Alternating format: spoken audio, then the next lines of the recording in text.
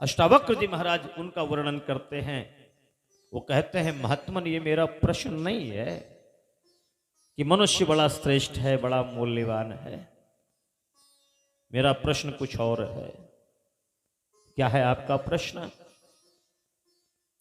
प्रश्न हमारा यह है कि इतना मूल्यवान होने के बावजूद भी विभूति स्व अदाद बीज रूपे शर्वा मुदान्विता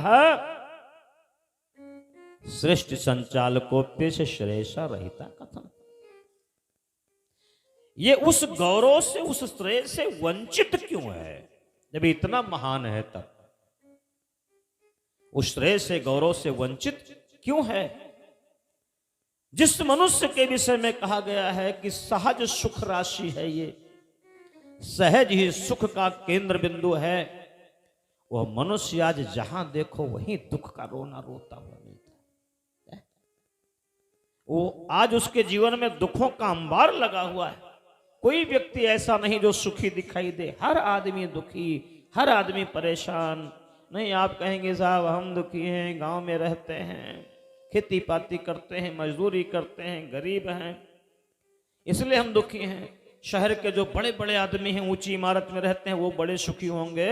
ये भ्रम है हमारा, आपका हो सकता है, मैं आपको बता दूं, वो सुखी नहीं है।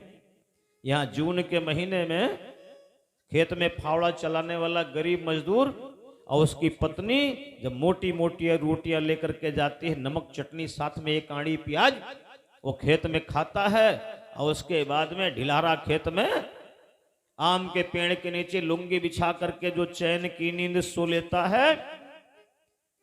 शहर का सबसे बड़ा सेठ उस नींद की कल्पना तक नहीं कर सकता। क्यों? क्योंकि उसको नींद आती नहीं है। उसको तो नींद खरीदनी पड़ती है।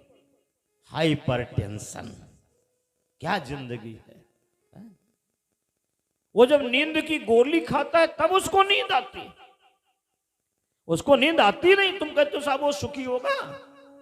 अरे बाबा, वो कतई सुखी नहीं है। वो सुखी हो ही नहीं सकता। हम आपको एक घटना बताएं। सन 1992 में पहला अश्वमेध यज्ञ था जयपुर का। वहां मैं प्रचार प्रसार में गया था। हम लोग घूम रहे थे। एक सेठ की दुकान के पास पहुंचे। राम राम सा। उन्होंने कहा राम राम महाराजा। उनसे पूछा गया, महाराज सेठ जी आप तो बड़े सुखी होंगे, भगवान ने आपको सब कुछ दे रखा है, आपके पास किसी चीज की कमी नहीं है।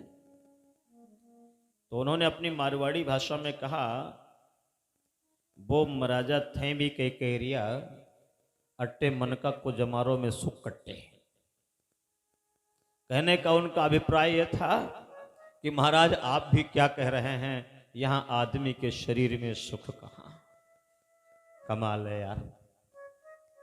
जिस आदमी के, जिस मनुष्य जीवन की महत्ता का इस तरह से वर्णन धर्म ग्रंथ करते हैं, शास्त्र करते हैं, ऋषि मुनि करते हैं, उसी आदमी के जीवन में वो आदमी कह रहा है कि मन का कुछ जमारों में सुख कट्टे, अर्थात आदमी के शरीर में सुख कहां।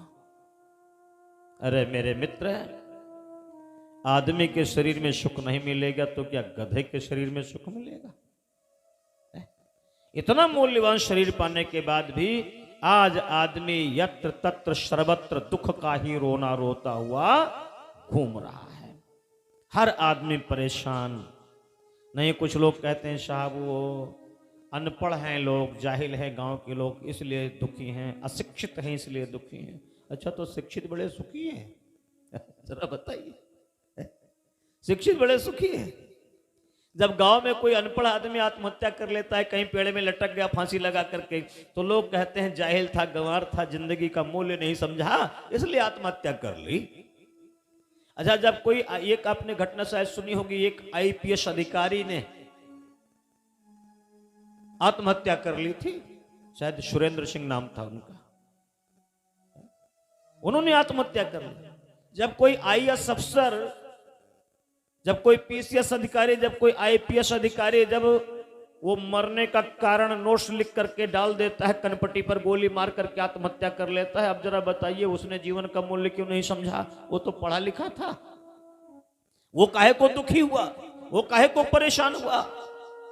अरे मेरे मित्र, सुख का और दुख का संबंध इससे कतई नहीं है?